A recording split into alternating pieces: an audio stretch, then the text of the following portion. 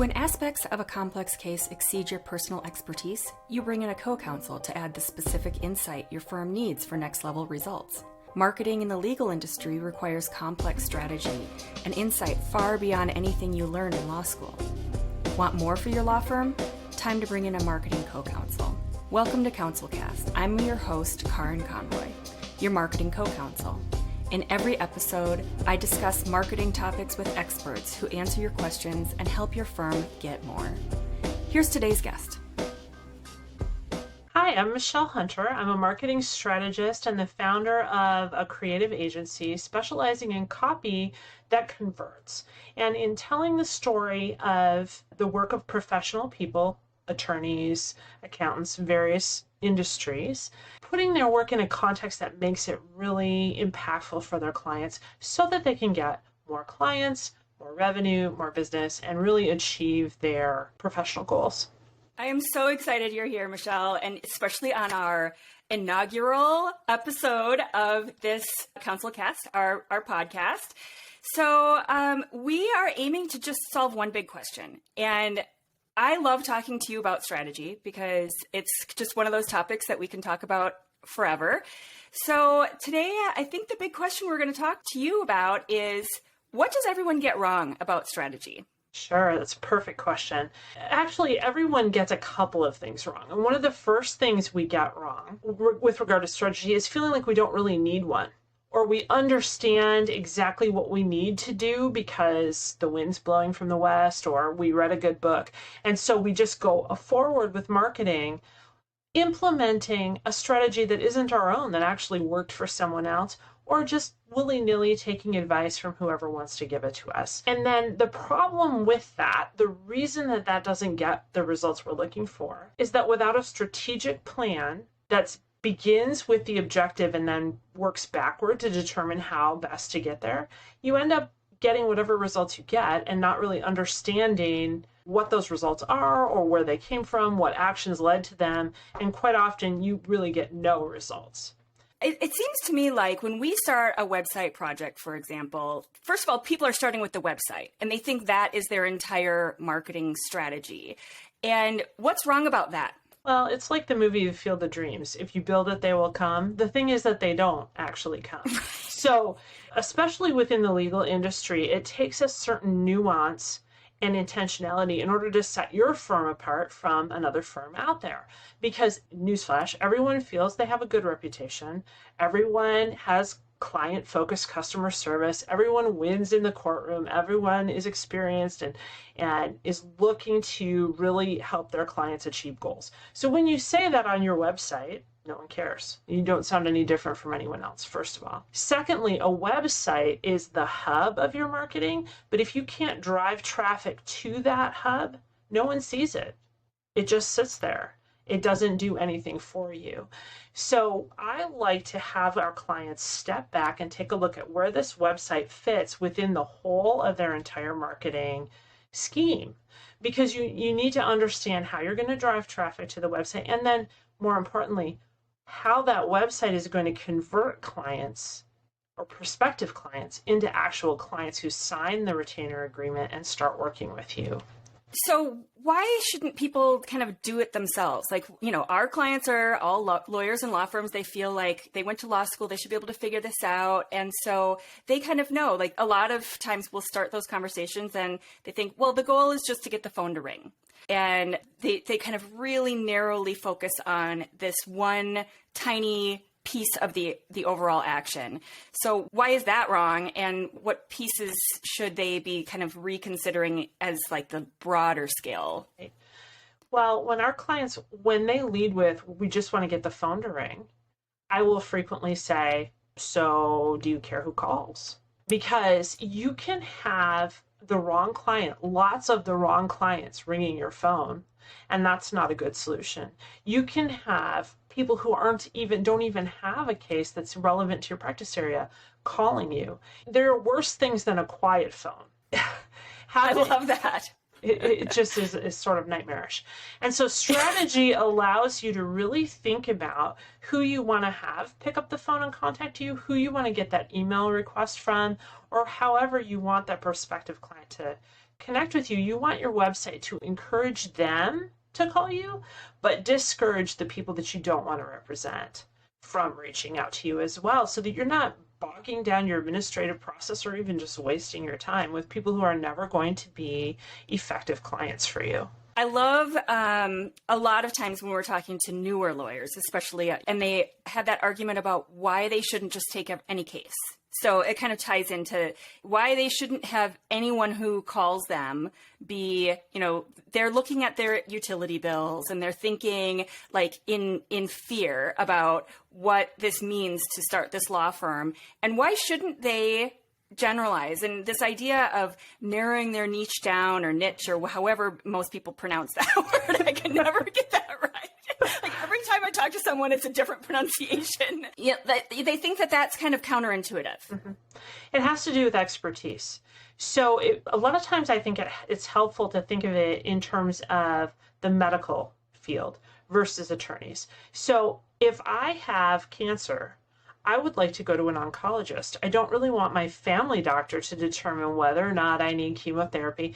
Why? Because he or she is probably not going to give me the best chance of surviving, right? This is a serious matter. I want to go to a specialist.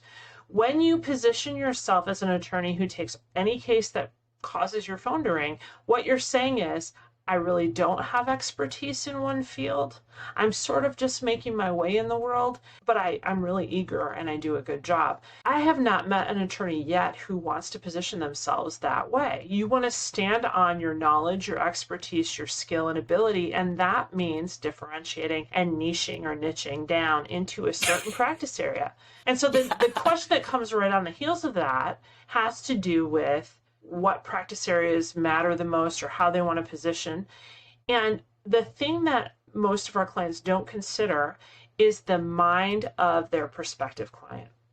So if you do criminal defense and you can also do estates and trusts, I'm not going to trust you, because in my mind as a prospective client, those two things do not go together. But if you do criminal defense and civil defense, or if you do civil and personal injury and medical mal, that all goes together and it makes a cohesive impression on me. And so I can believe that you have those two layers of expertise. So it's important to select practice areas that you're not only passionate about and skilled at, but that you can group together in a way that's going to resonate within the mind of your prospective client.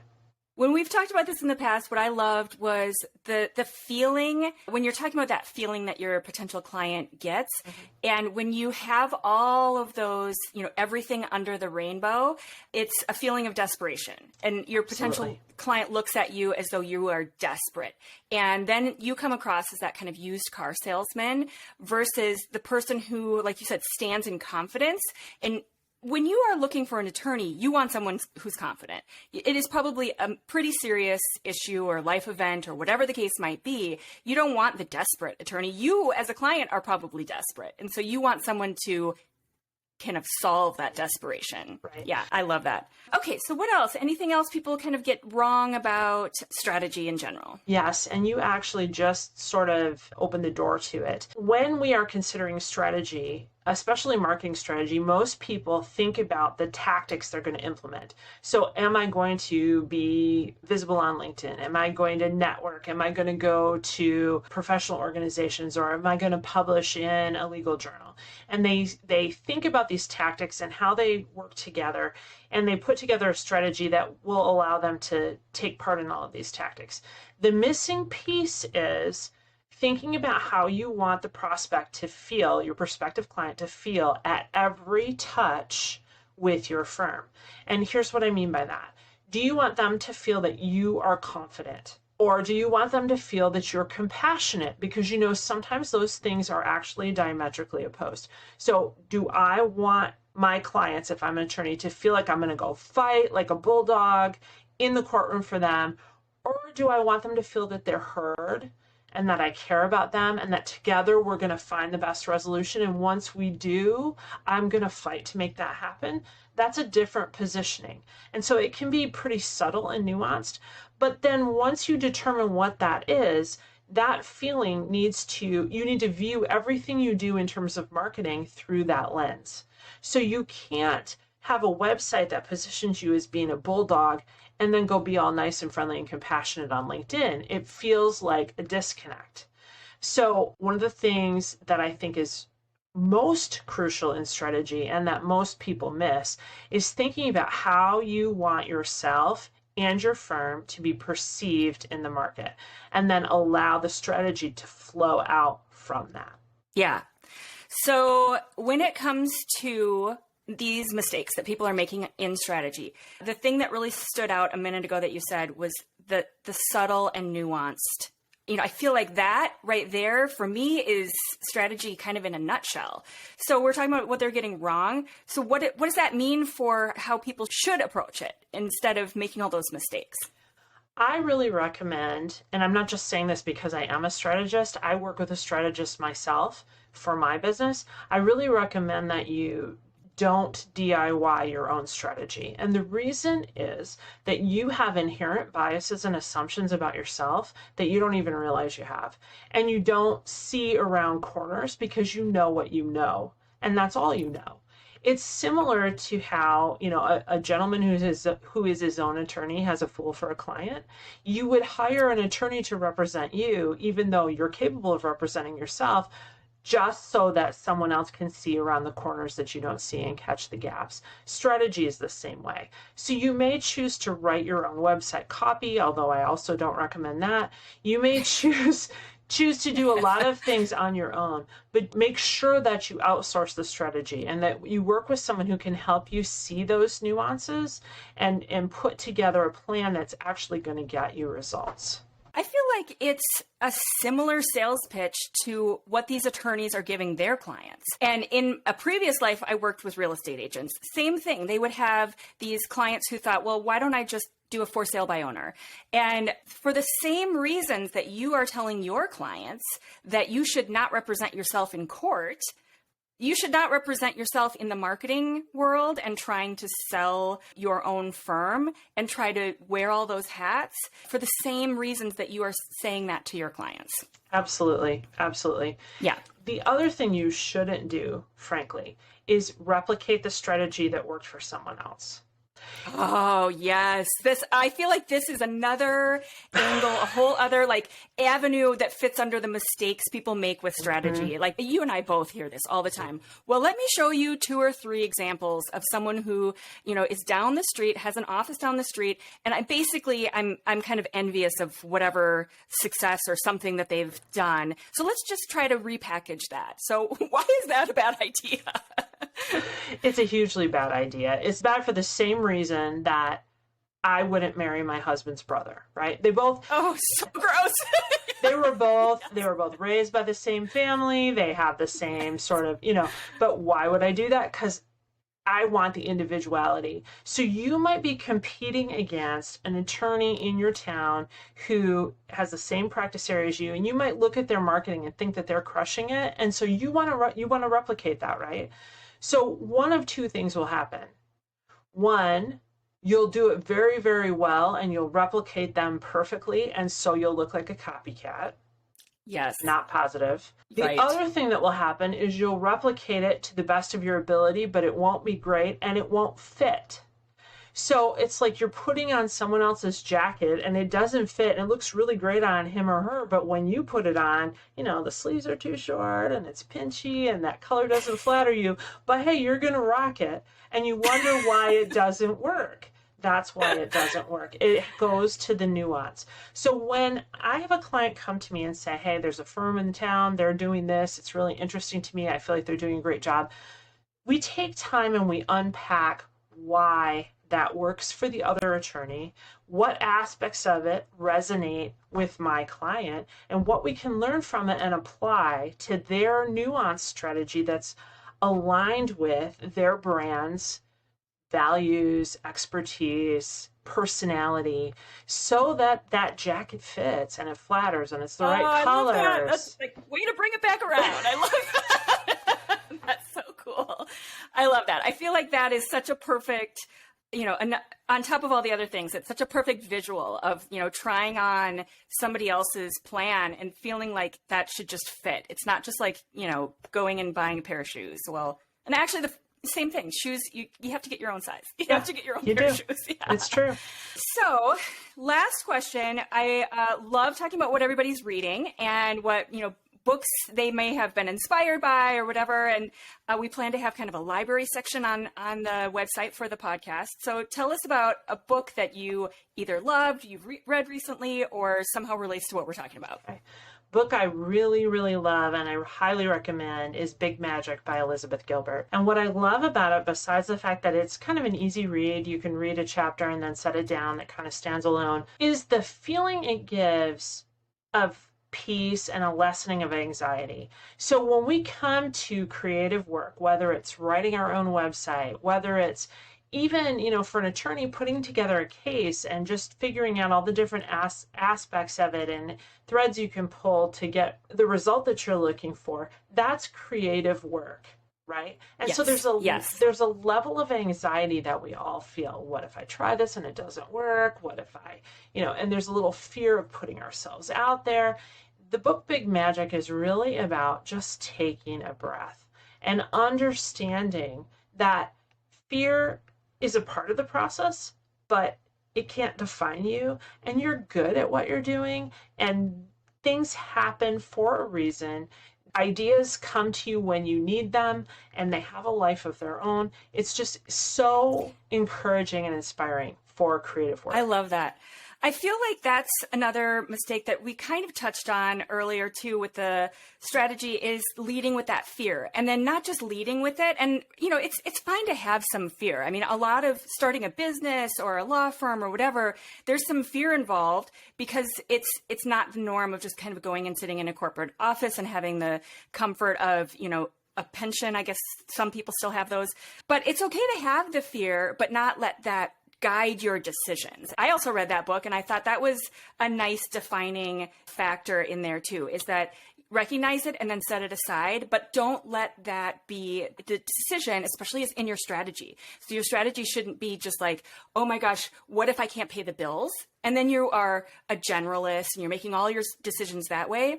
It's okay. I recognize I'm afraid of not being able to pay the bills, but I need to set that aside and then really focus in on the thing that I know is going to be more successful, which is whatever. Let's get clear about who I know attorneys. This is the Counsel Cast podcast. We're speaking to attorneys and law firms.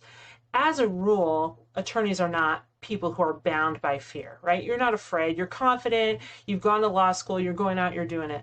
The place where I see fear really tie the hands of an attorney in my work is at the attorney bio level. And let me explain that. So you have many attorneys come to me and they want everything they've ever done in their bio. Everything. And the problem with that is you become the guy at the party who just talks about himself. So yeah, I went to this school and I did that and I'm amazing and I'm great and I'm never going to ask you a question about you and so when that guy corners you at the party, you're biting off your own arm to get away from him. You're like, oh, look, I need to go talk to that person over there. Oh, my cell phone's vibrating. Like anything you can do to get away. Yes. But your bio on your website, an attorney's bio needs to do two things. It needs to make a client want to come and talk to you. And secondly, it needs to present in a credible way your expertise.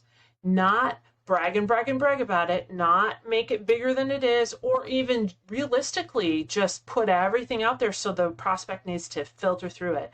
Instead, it needs to be curated to validate and answer the questions that the prospective client has when they come to your website. So, did this attorney go to law school? Where did they go to law school? Have they worked with a judge? Where are they licensed to practice here?